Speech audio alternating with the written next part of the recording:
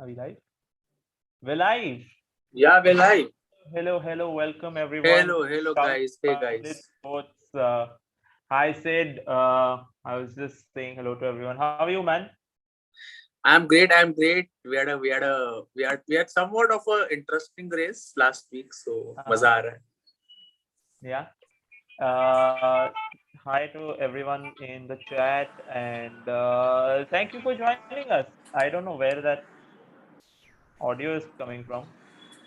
It was. I think it's my laptop. Shows It's your there. laptop. My laptop totally. I'm so sorry for that. Okay. Some ad started playing, which had Uh, Amy Wirk in it. Yeah.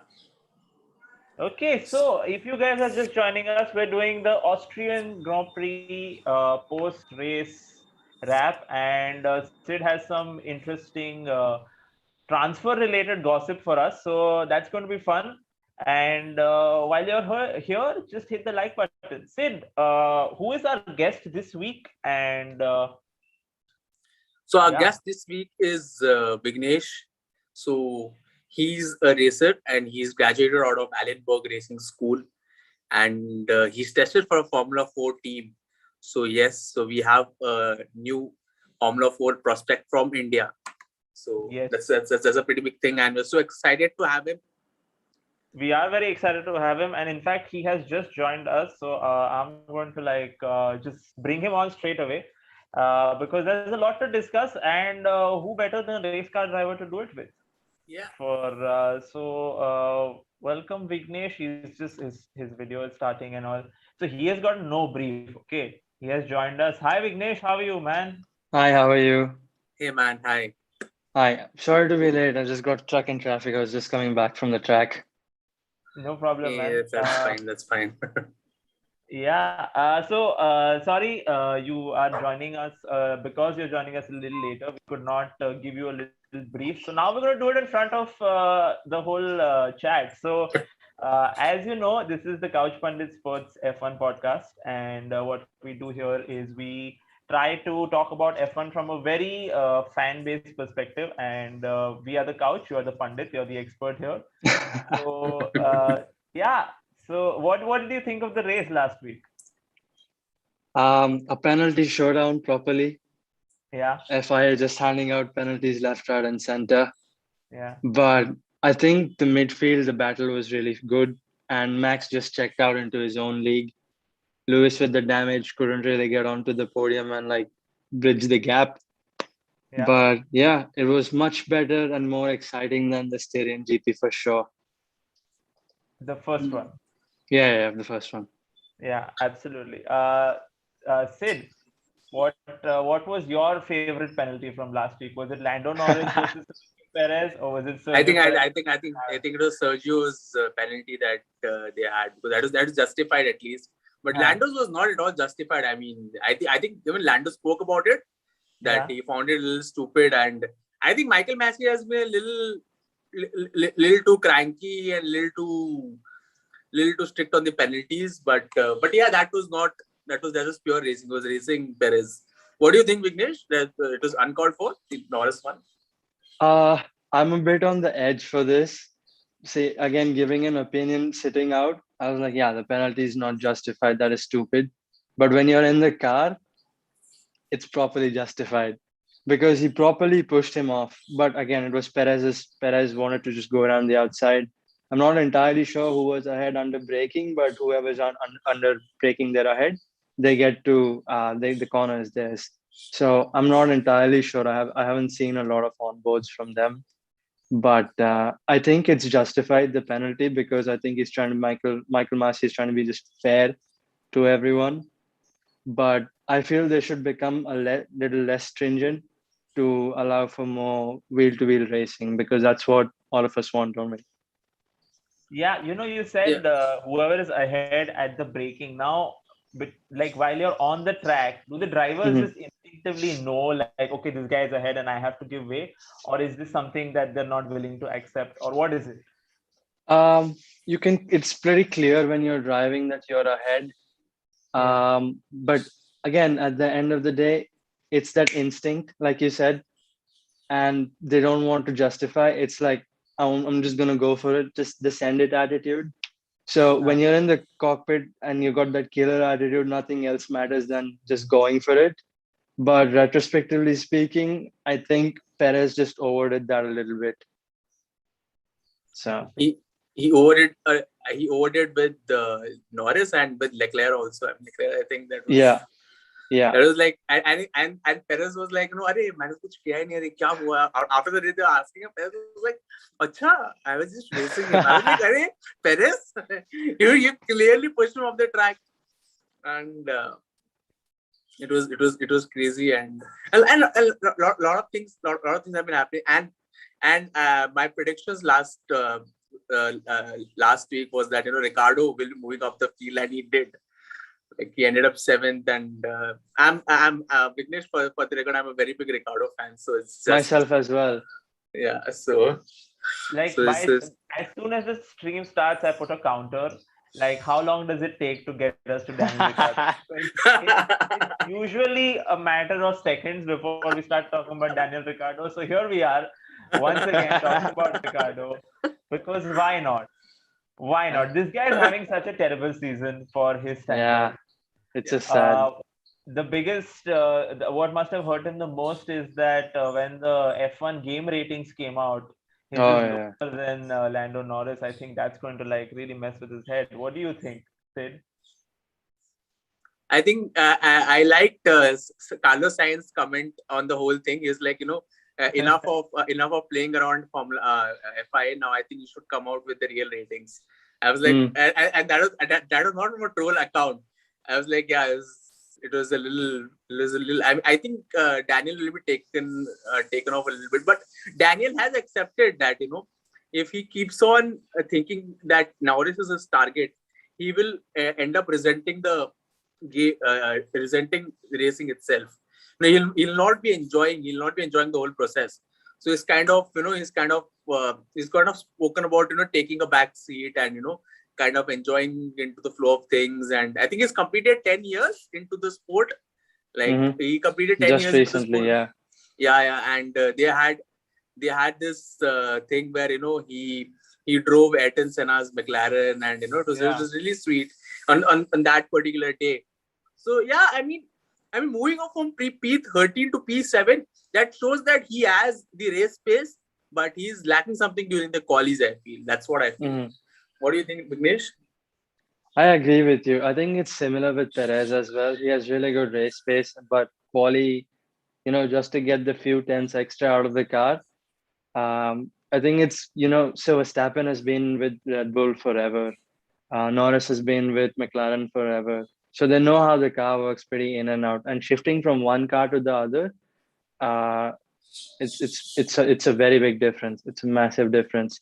Even today when we were testing, I was in one car with the team, and I was trying to push the car as much as I could, but the times weren't coming.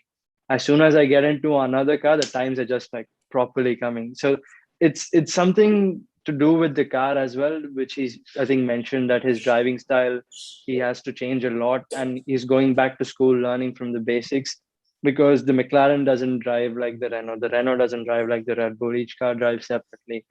And I think about this, Sainz has done a fantastic job with Ferrari to get up to pace really quick. Seriously. Like massive. Like that's amazing what he's doing. And he's competing with Charles at the top. Amazing. That is really fun to watch. Very underrated him. I think like the way Norris also raced. Like let's talk about Norris. Oh yeah, sure. I mean that guy. He's turning out to be a brand in himself, and the way he raced, and that Lewis Hamilton overtake. I mean, I was like, oh my god.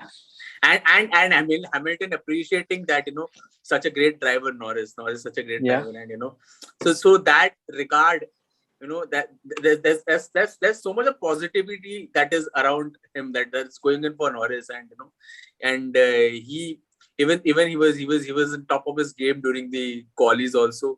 So he's been having a great season, and I can see that some years down the line we see a championship material in Norris. So what do you think, Dhaval?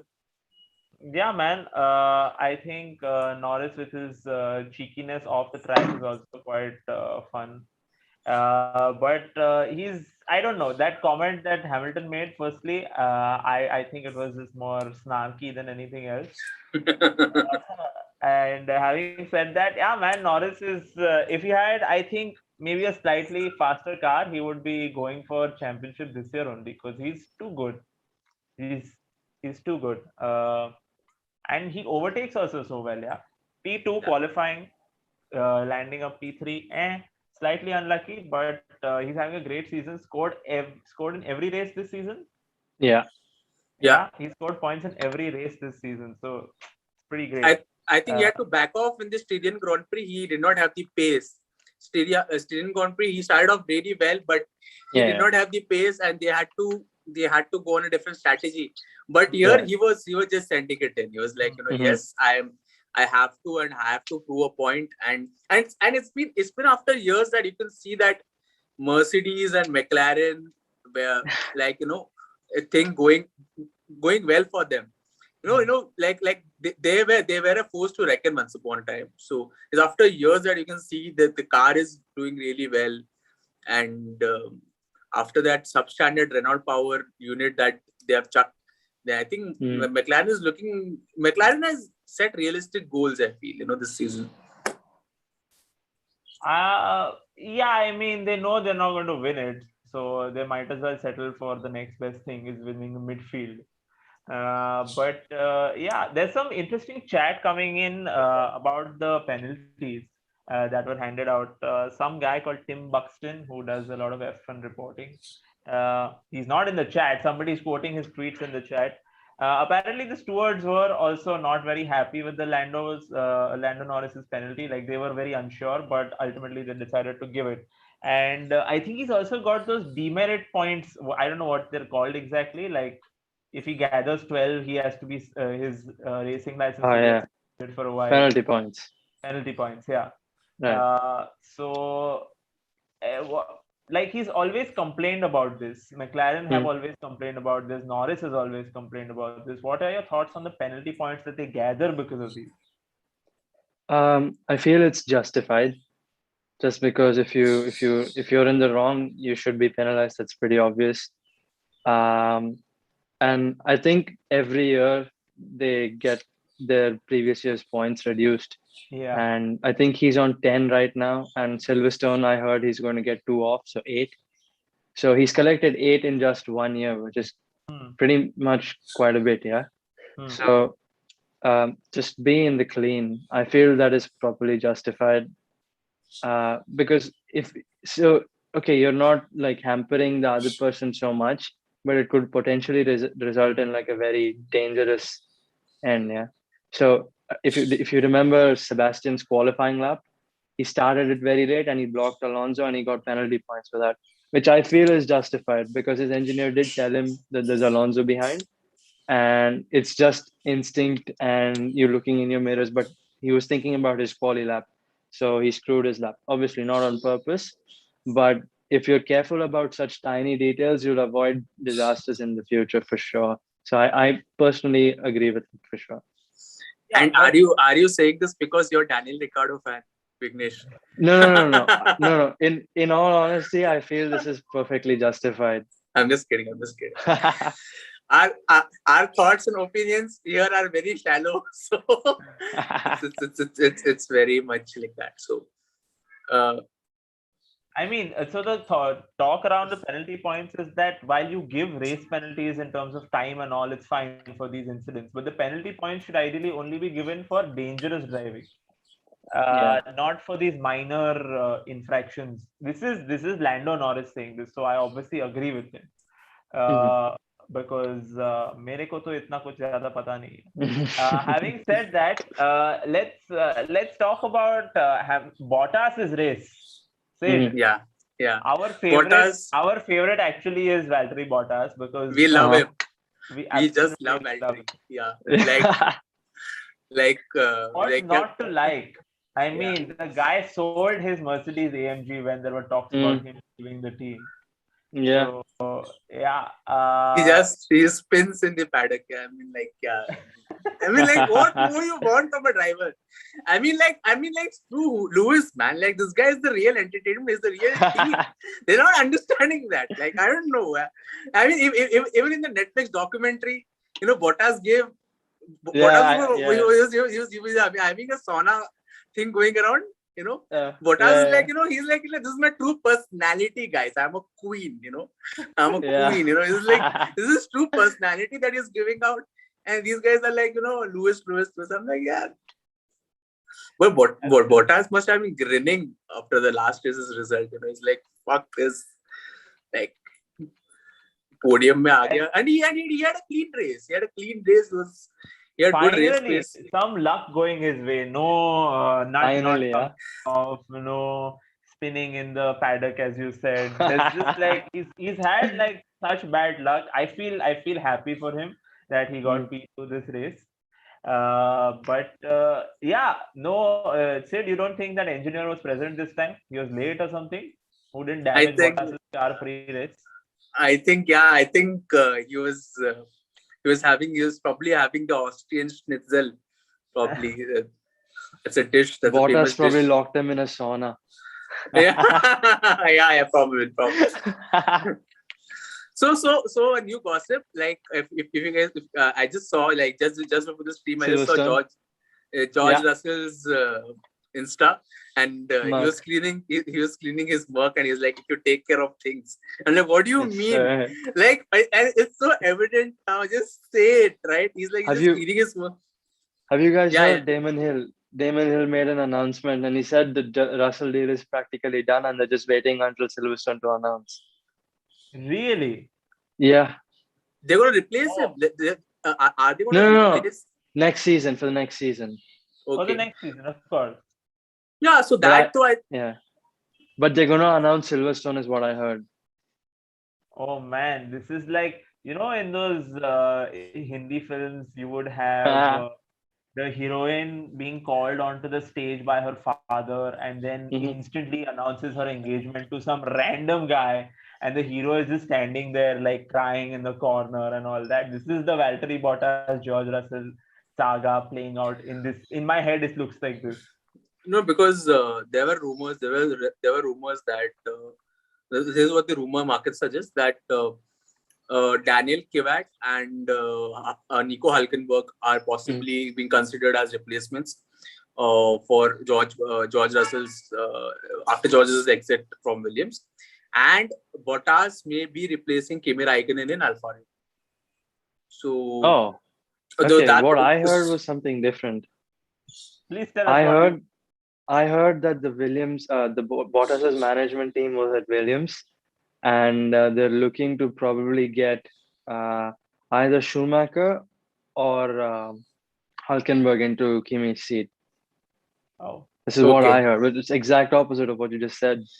It's very interesting. I just said it today that it's like because I just said today that the both have been called.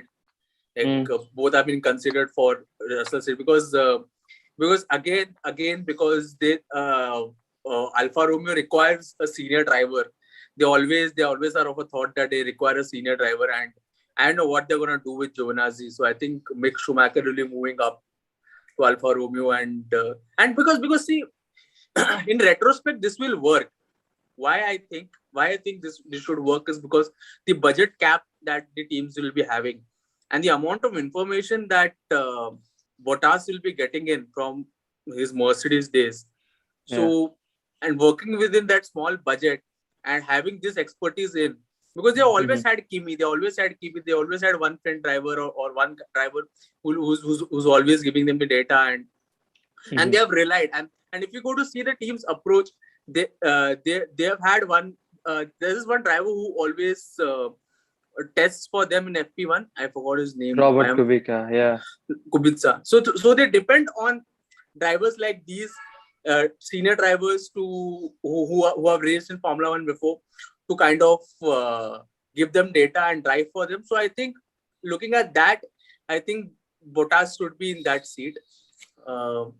Apart from that, Gasly has Gasly has kind of stated that I have other teams are interested in me, True.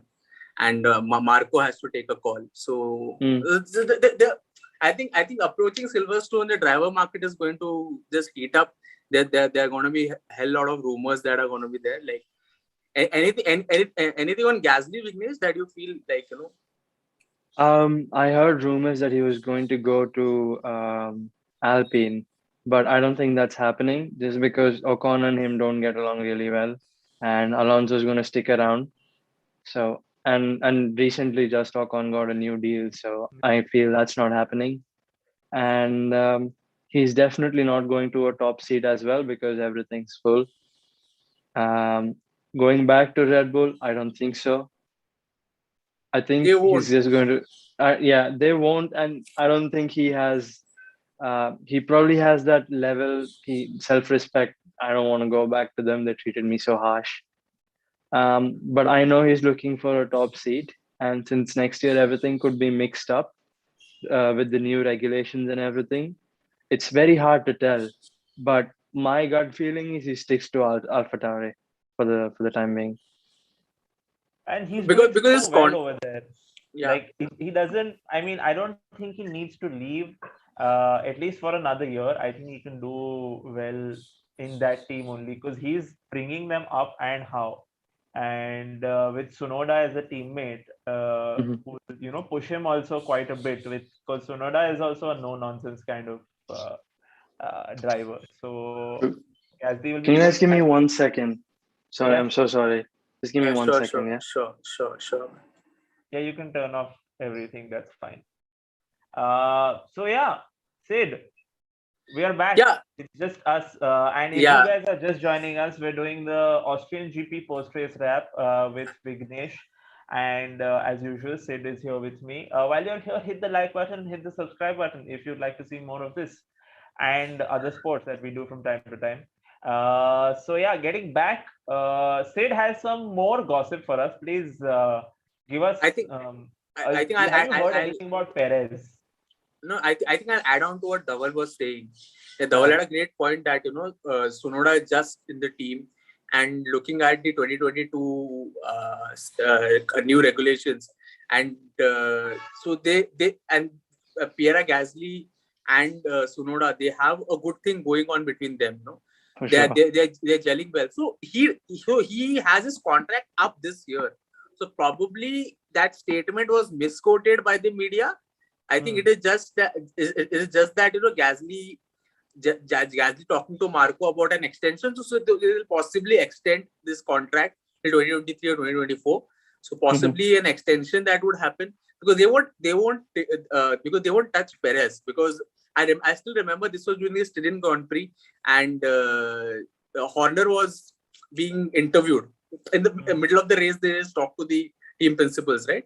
So they asked him, what about Perez? So he's like, it's just a matter of time that we sit across the board during the summer break. And I was like, Yeah. that's pretty open. That's pretty Right. open that, yeah, we are going to, and it looks like a great option. And the amount of sponsorship and the money that he comes in with from tech specs. So that's, he's like a set piece for them for next 2-3 years. Looking into the 2022 the development program of the car also for the 2022. So I had one small query or one small doubt. Looking at how good the 2021 car is, a lot of people have been talking about Red Bull not focusing on their 2022 car. What's your take on this? I feel they're doing a good job right now, and the major focus is pretty much winning this year's title because they look so strong. But I'm sure in the back, we probably don't know anything, but I'm sure that they're working on the 2022 car as much as the other teams are, because the next regulation is going to be there for I think 5, 6, maybe even 8 years. 2020 And 2025 tak hai shayad se wo.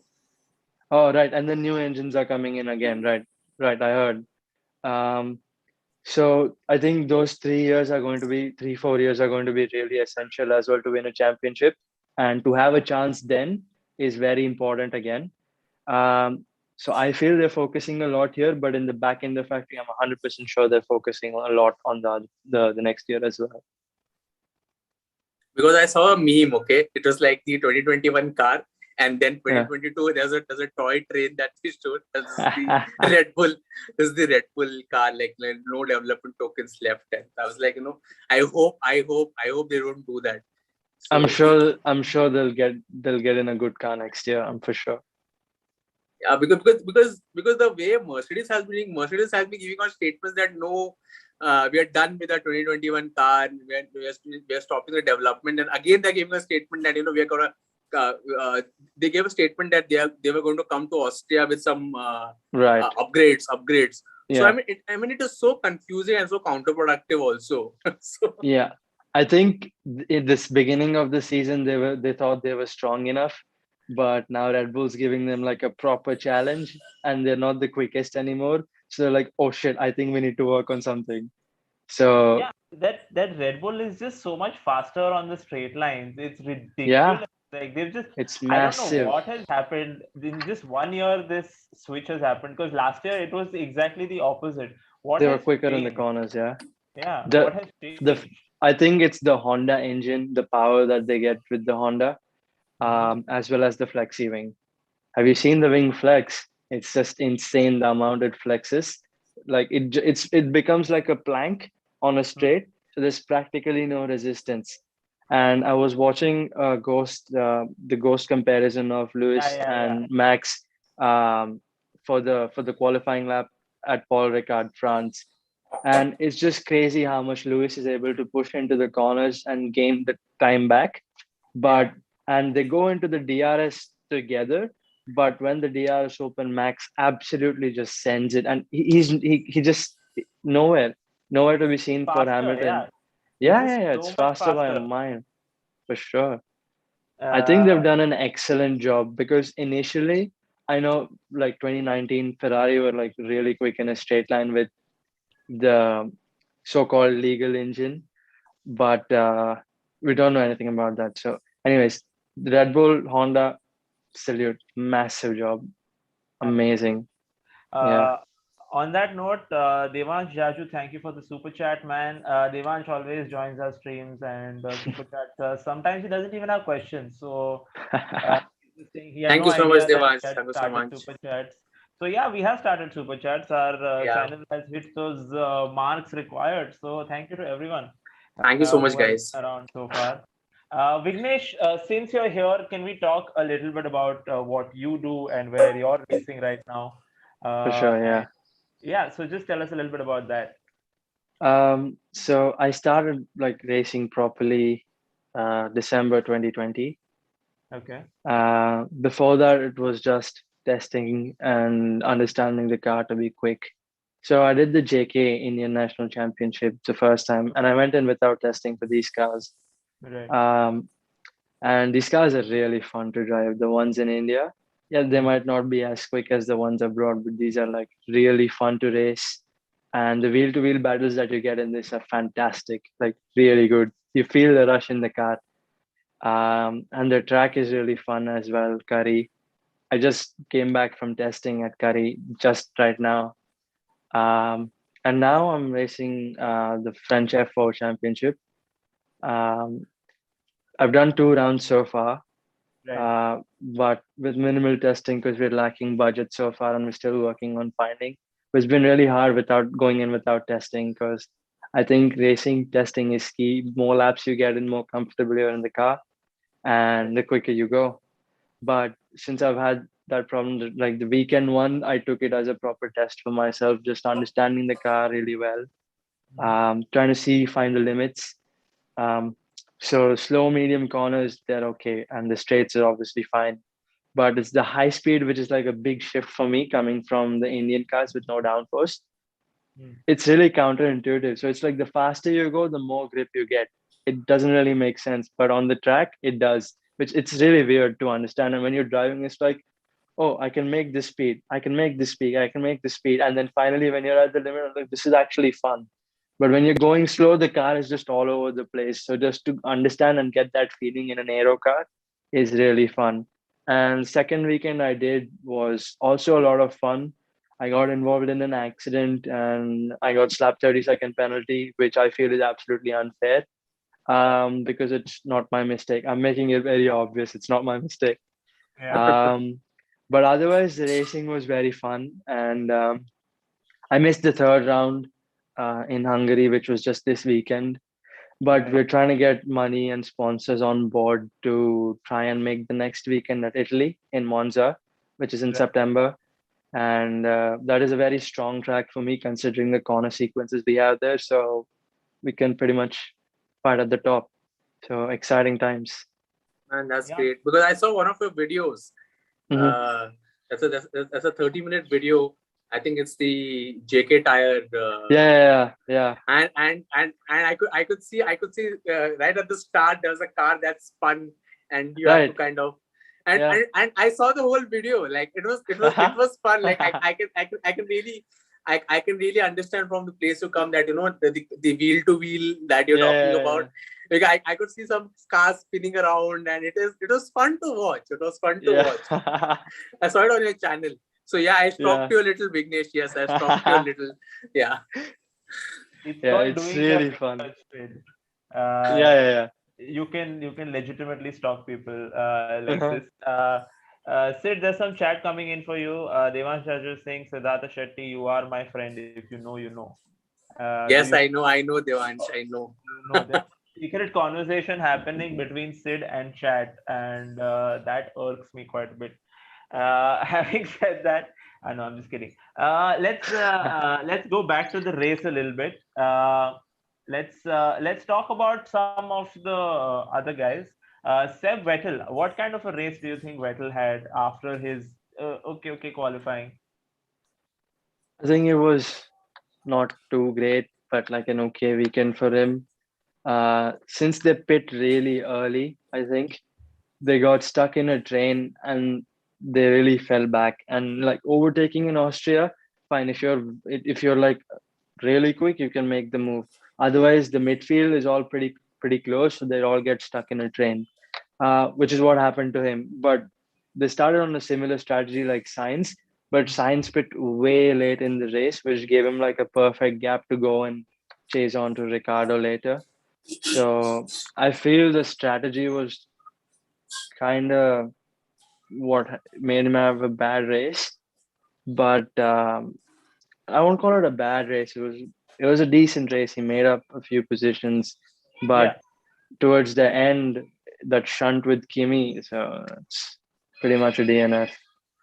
I think pretty I much also a wanted to DNF. talk about the Russell and Alonso duel Wow, that happened, and loved that that. was that was amazing. That was such heartwarming to see. Like Yeah, Russell defending so nicely. He just lacked the pace. He knew that yeah. he'll have to give up in a few laps, and Alonso after the race kind of agreeing to the fact that it would he said if it was anyone else, he would have been happy, but it was Russell, Yeah. and as something on that, Vignesh. I absolutely loved that battle. That was so good from Russell. The defending, the attacking from Alonso. That was a proper clean battle. Like absolutely fantastic. For some reason, Russell has got amazing pace in the Williams nowadays. Putting it in Q3, absolutely fantastic, and absolutely amazing. The race pace that he had was fantastic. Alonso actually had much better pace, but he got that incident with Vettel in qualifying, which didn't put him through. But with the pace Alonso had, the defense that Russell put up all the way till the end was fantastic. Love that race. But and yeah, George and points, they don't really go well together, but Yeah. that'll change for sure when he goes to the Merc. Yeah. But I think that is some brilliant racing that we love to see. That just blew my mind. That was probably the best way battling in the whole race. George Yeah, कैसा गाड़ी का वास्तु वास्तु ठीक करना चाहिए उसको ऐसे like एकदम typical typical जैसे ऐसे मेरे को लगता है कि गैरेज का वास्तु अगर ये थोड़ा पूजा वूजा They should hang the Nimbu Mirchi on the car and send him out now. yeah, seriously, whenever this guy is in the point, some fuck up happens. I'm like, what? How does I mean, Mm. now how can this happen? Last time that something happens when he pitted, and I don't know, Yeah. He had that pneumatic pressure issue. They had to retire his car. Yeah. And yeah, man, but he had such a great weekend. He got into Q3. It was so emotional. Everyone cried. George Russell cried. And then have Alonso beat him. I think you can't begrudge him also, because Alonso is just so good that it was Very true. inevitable. Yeah. Who and I was else? saying, and I was seeing that there's something that has happened in a few races. That Mhm. Sainz, he's really getting better at maintaining his tires really well. Like, he's looking after his tires really well, because I could see, because there was a meme, and I know I'm taking on meme reference, but there was a meme. There's like this guy was like, I'm the legend now, and there's Checo and Sainz standing, and Sainz telling him, I am the legend now. Yeah, I So saw that as well. so he's kind of looking after his tire really well. And that call where, Leclerc was struggling to overtake Ricardo, and this guy letting him pass. So I think collectively they both kind of, I don't know as of now, we really don't know internally if there is a difference, but they have been gelling really well. And they have been we can see that intrusively they want to do good for the team. They want Ferrari to get in points, and they're really giving in their 100%. Like this year, both the drivers, Leclerc and Sainz. So Ferrari has really managed to dig themselves out of the grave, like from what they were in 2020. So this year has been. I just wanted to understand. I just wanted to understand what has happened with Ocon. Dude, like, what has happened to Ocon? Like, last race it was a DNF, but after that whole signing thing, he got Mhm. signed, and after that he's just been not in his game. What do you think about that, Vignesh? So this is really interesting. So okay, Ocon is like really good. Okay, he's a proper good driver, and Alonso beat him in Austria. But I've seen this thing. It was on a technical page on Instagram. Ocon is way too tall for his car, and Alpine focuses major cooling on the top duct of the car, and Ocon's helmet half covers that. So he had a lot of issues. He couldn't get too much straight line speed just because of that. And that Oh is my why, god. and that is all the time he lost to Alonso. Really? Okay. Yeah, So so in retrospect, when the season started, Ocon was doing mhm, really well. yeah, Ocon was doing really well. yeah, So it was yeah. the same. It was the same car, bro. It was the same car. So at that point of time, how he was able to kind of did they have any did they have any changes in the car later on that this has been happening, or because he started So, off really well? right. So I think Ocon will struggle at all the tracks with a lot of straight line. And you see Austria is basically straight line break, straight line break, straight line break. And he's losing all of his majority of his time in the straight line. So I Mhm. think any track with a lot of straight lines, I I don't think he will lose that much in Spa, just because there's a lot of fast corners as well. Um, are there any other tracks with so much straight line? I can't remember. No, I think Just the Jeddah. Austria, isn't it? I think the new Jeddah. Jeddah Do circuit. you Jeddah has a lot of straight line. So could see a difference there as well. But if you look it up, this is actually a thing. Ocon is way too tall for his seat. So if you remember last year when Russell subbed in for Hamilton, Hamilton sits really low in the car, and then Russell was on top. And it's similar with Leclerc. Leclerc also sits very tall in the car. But again, it depends on the team and the car as well. And Alpine focused majority of their cooling just to the top duct, which is why he's losing a lot. But if you look at other cars, it doesn't really happen because they focus their cooling through some other So parts of can't the they do car. anything like that is a major change. They can't be doing anything Right. about that. They So they probably understood all that and they probably will make a change. But I think coming up in the further tracks, it shouldn't really affect him too much. there's It's just this stats coming track. in saying Ocon has asked for a new chassis for Hmm. Silverstone. How much do you Okay. think that will make a difference to it? The chassis will just really differ in the handling of the car, so nothing to do with the cooling. But if he's requested for a new chassis, means there's some problem with the old one. It's either cracked or it just doesn't handle the way he likes it to. So some drivers prefer oversteer into the corner. Some drivers prefer understeer because they just don't want the back end to kick out. So it's a driver to driver preference, and if he doesn't like it, there's probably definitely some problem with it. And I don't think it will really affect Alpine's performance too much. But because if you see like some tracks, they're like really up in front, and then some tracks they really fall back. I think it's the car characteristic which is suited to certain tracks. So I'm not entirely sure what Alpine does with their chassis, like what suits them. But since Silverstone is a really fast circuit with like a very high minimum speed and all of them being like really fast corners, we'll probably see guys with like really good tire management, and the cars which are really good on their tires with the setup uh, doing very well in the race. That's what I'm expecting. I'm not entirely sure how Alpine handles, but if Ocon asked for it from the previous weekend, his performance will definitely get better. But Alpine as a whole, how they do, I'm not entirely sure. Because Uh, because they did really well. Because I think Portugal mein they did really well. Portugal mein they did really well, and they dropped badly in Spain. So as you said, there has been the gains and drops have been pretty gradual. Like so you can I think it so depends there's a lot. Sorry, it depends a lot on the track characteristic as well and how the car suits the track. So setup is one thing, but how the natural flow of the car around the track, how it is on the tires, how does it go into some corners, because some cars naturally struggle with some kind of sequence, and Alpine probably struggled a lot, like you said, in Spain. And Spain is a really boring track for racing just because it's like a test circuit pretty much, because it's got the combination of slow, high, medium speed corners. And I personally don't feel the new layout has done any better. It's just added for like a medium speed corner where you can't really make a move. The hairpin at least was decent because you could absolutely just send it late break and turn in. But Alpine, they're struggling quite a bit. Depends on track to track. But I think they're going to have to sort this stuff out for next year.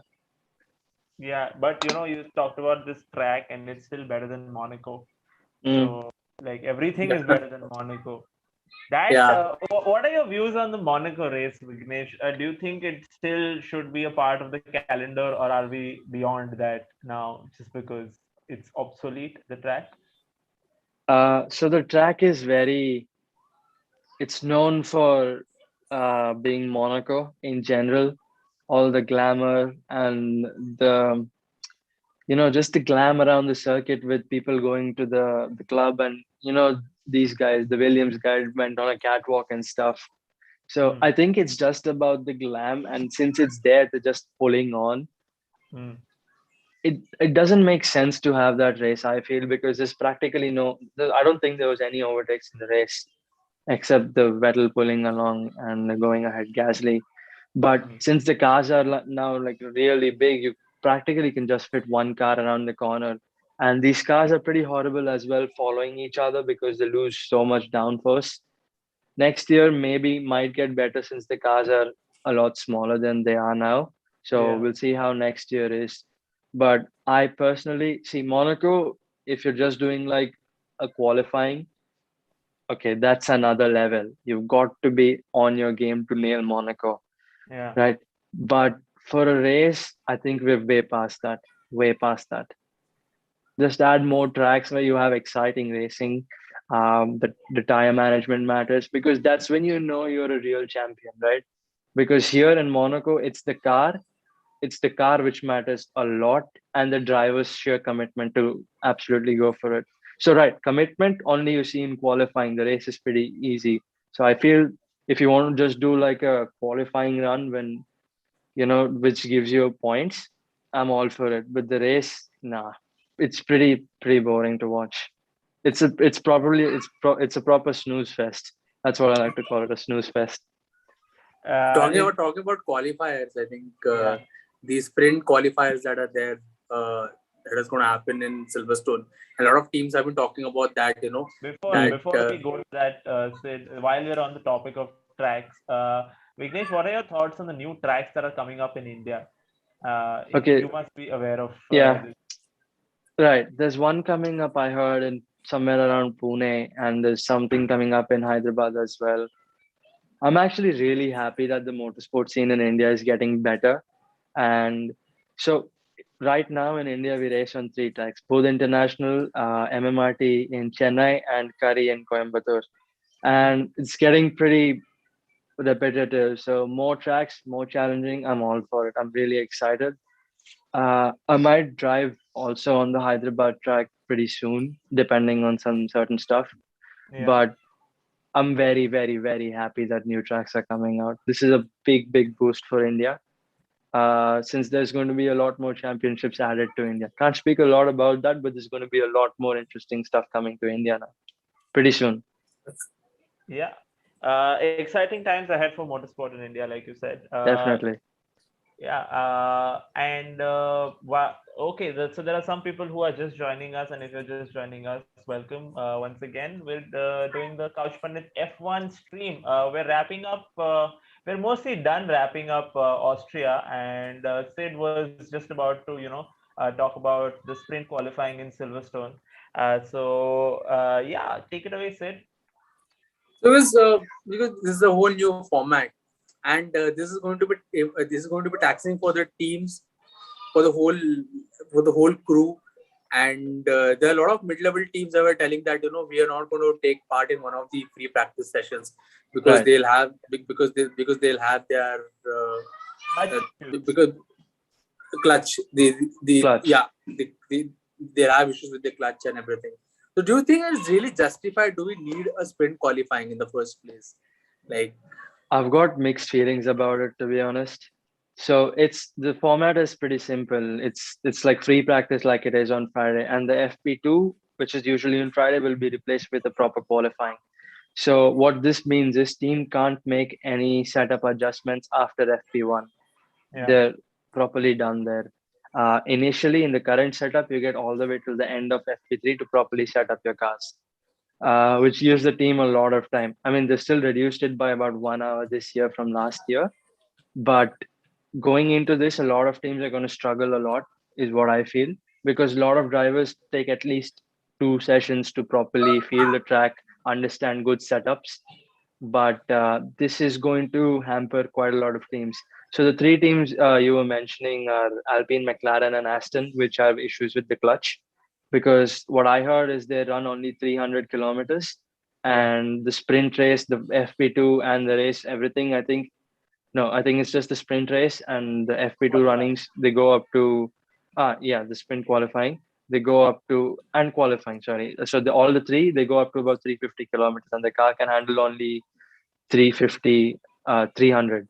So it's already exceeding what they can do. So they are not going, I think most probably these cars won't participate in the FP2 unless FIA allows like clutch changes and stuff. Because already I'm pretty sure most of the teams are going to suffer quite a bit. So if a driver has to be on it, they have to set everything up in FP1. And from then on, qualifying like normal, and then FP2, and then sprint qualifying. Sprint qualifying is actually very interesting because you don't have pit stops. It's just basically a sprint race that you see in F2. Now, it's pretty much the same thing. I think it's going to be a lot on how you manage the tires because it's a 100K race. So it's like a third of the race. So it depends on your tire choice and the setup you've made. And I don't feel the need for it. I feel the current setup is good, but I have mixed feelings, like I said, so I can't really comment on it unless we've seen it in action. But as of now, I don't see the need for it. No, like from a viewer's perspective, it's always nice. It's a change, and everyone's going to get True. to see it. Maybe some different strategies, obviously, because it's a Yeah. different mode altogether. But if you look at it from like a team's perspective, it's like they're increasing the chances of damage more, and certain teams are still already pretty much on the limit of their budget at this point. So spending more on damage, and so a lot of people might take the sprint pretty easy because they know that's what it's going to be for them. They can make up in the race. So there might be a lot of battle in the midfield to get as high up, but I think top and the bottom part of the field will pretty much stay the same. Shouldn't be a lot different.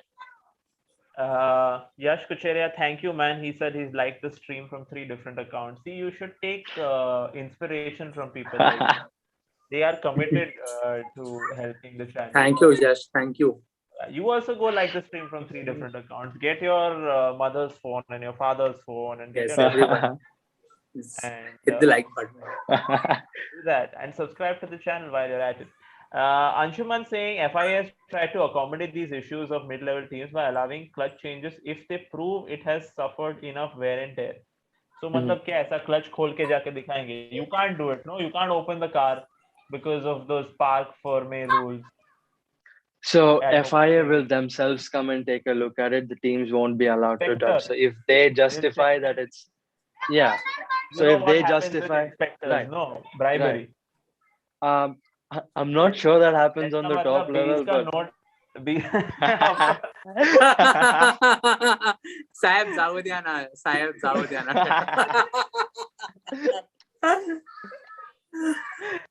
I can totally imagine वो कौन है Gunther Steiner ऐसा मतलब बोलेगा चलो देखो हमारा देखो खराब हो गया देखो उधर ऐसा मतलब वो होल है उसमें वो क्लच में होल है तुम क्या कर रहे हो Vineet in the chat saying, are these attempts to make the event more exciting, lose out the format and increase costs in a limited budget year? That's an interesting question. I agree completely. But so there's they're trying to make FIA has given 500k for participating in these races to manage the budget cap. There's that also. There is a balance to this. Right. But yeah, it's you're right. There is some danger associated with it also at the cost of entertainment. But that's just how the world works, I guess. From the time of gladiators, we've had living on the limit. Yeah, it's like a perverse thing that people like to see. But it is what it is, and it's fun, so we watch it. So what else are we looking forward to in Silverstone other than Bottas and Russell probably switching seats virtually in that race, Sid? No, because you were talking about Steiner. There's one more gossip that I had come across that Dimitri Mazepin, Nikita Mazepin's father, is really not happy the way Mazepin is being treated in the team. Of course. So he may kind of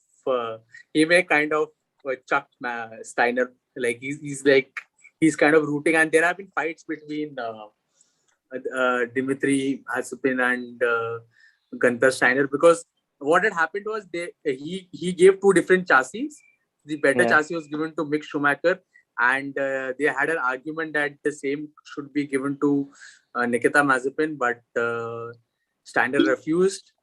And there's a whole lot of like Haas में मतलब racing के अलावा सब कुछ हो रहा है को लग रहा है कुछ हो रहा है Haas में racing छोड़ो हम लोग तो full TV जैसे soap बनाने वाले मतलब Netflix का documentary भी आता है Haas का कुछ अलग ही रहता है कोई ऐसे दरवाजा मार रहा है छोड़ रहा है So that's the latest on great spin. Drive to Survive this season is going to be whatever they're going to cover from this season of F1 is going to be insane. Kitna drama already ho gaya hai. With I can just imagine like what that Max episode is going to be like, his Baku debacle. But you were saying, Sid, other than this, what other gossip do you have for us? Other than this, I think we are going to have gossips all along this week, because we are heading towards Silverstone, and there are going to be a whole lot of I don't know like every year there is at least 3 rumors that Hülkenberg is going to replace this driver, and Hülkenberg like last year there was a rumor that Hülkenberg is going to race for Williams. Then there was a rumor that Nico Hülkenberg is going to race for Red Bull. There was a rumor that Perez and Hülkenberg are kind of rooting for Red Bull. Then I don't know, like usko end of end off season बेचारे को नहीं मिलता कुछ, ठीक है, but rumour में रहते हो, न्यूज में रहते हो आदमी भाई, तो वो मेरे को सही लगता है उसका.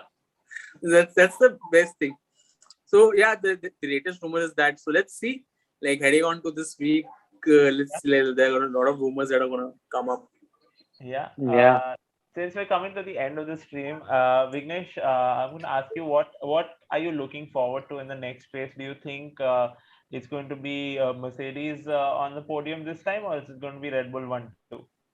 Have you guys heard Toto say that they're going to absolutely destroy the field by 20 seconds?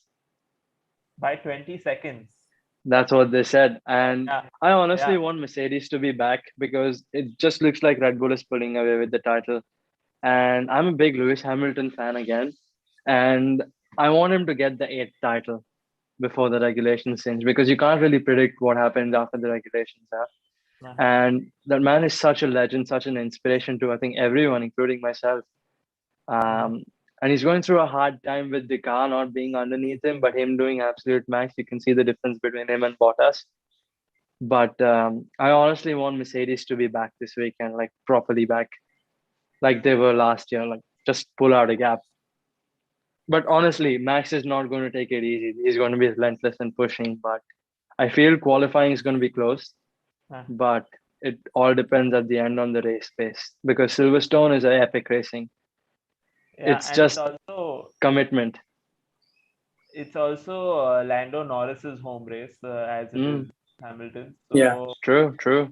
P3 last time, P2 in qualifying. I'm expecting Norris also to be up there, fighting for the podium. Thoughts on that? I think I can agree because McLaren looks strong every track they've been to. Let it be fast corners, medium, slow. I think they just sorted their car out really well. They'll definitely be best of the rest, which is just under Merck and Red Bull. And if Merck manage to sort their game, then McLaren are definitely third. But if Merck struggle again, then they definitely have at least Lando has a shot at the podium. And honestly, I want Ricardo to come back to his mojo because when he's Same here. in his My game, God. when he's in Thank his game, everyone's just gonna go eat dust because the way he drives is so amazing. It's just beautiful to look at. You're Yeah, getting man. happy there, I see. Everyone is waiting for that Daniel Ricciardo. It's almost as if Mere Karan Yeah. type thing has happened here. So And one one day we last will see question. Daniel Ricciardo. One last question to you, Vignesh, is that there was I read a detailed article which said that with Red Bull possibly looking at the championship this year, like if they are the winners, like probably Honda may kind of, there's a big may in it, may kind of not exit Formula One soon. Like they may look at continuing their partnership for couple of years. So this was again a rumor because because that is again they may have a very big FOMO, fear of missing out. Right. Like they're missing out on a lot if this partnership works, because this engine has been terrific. This is the fastest engine this year. I think Mercedes is gonna be close, but they cannot equal the race pace that Red Bull has. So this is one of the rumors. And one more question that I had was, see, there have been talks that 2022. This is just a prophecy that 2022 is going to be a level playing field. All teams. You never know which team may up their game. So is it going to be that is it going to be that extreme that you never know which team, or is it again going to be the same Red Bull Merc dominance in 2022? There's definitely going to be a big shuffle because everything is different. There's nothing that's been carried on from this year to the next year. And as you see, like if you see the turbo hybrid era, like from 2014 onwards, Merck didn't focus at all on 2013 when Schumacher was around as well. But once they went into 2014 where they focused their efforts, they've been invincible. So I think the team who plays their cards right comes up with some unique loophole. Say, Red Bull 2010, they came up with the blown diffuser with Adrian Newey. And then Braun, the 1 year they existed, they came up with the double diffuser or something. So if someone comes up with a masterpiece like that, they're definitely ahead of the rest for the until the next regulation change after.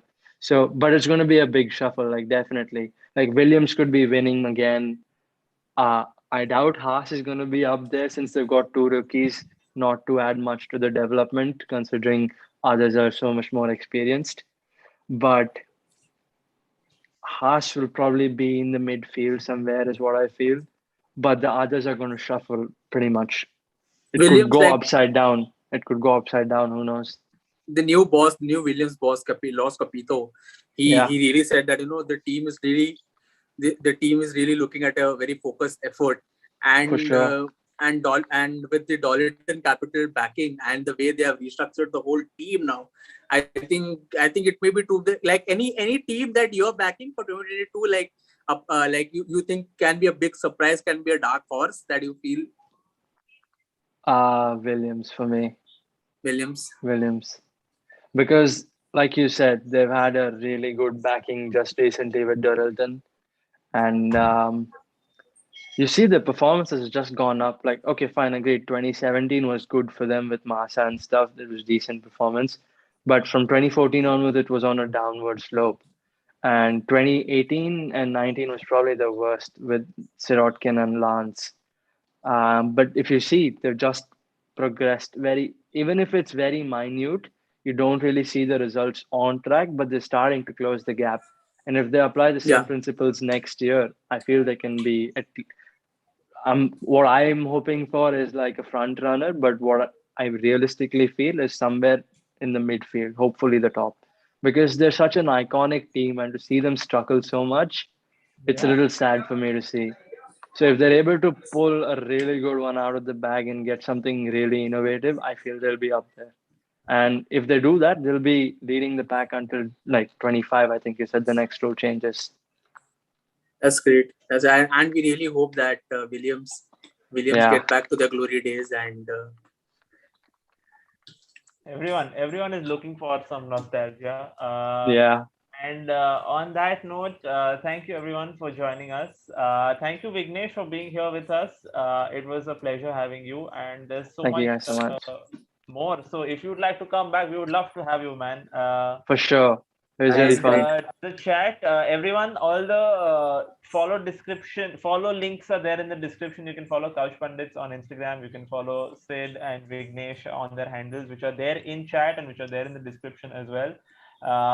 We do this every Sunday, and we also do cricket streams every Wednesday. So join us, and while you're here, hit the like button, hit the subscribe button. Thank you, everyone. Thank you.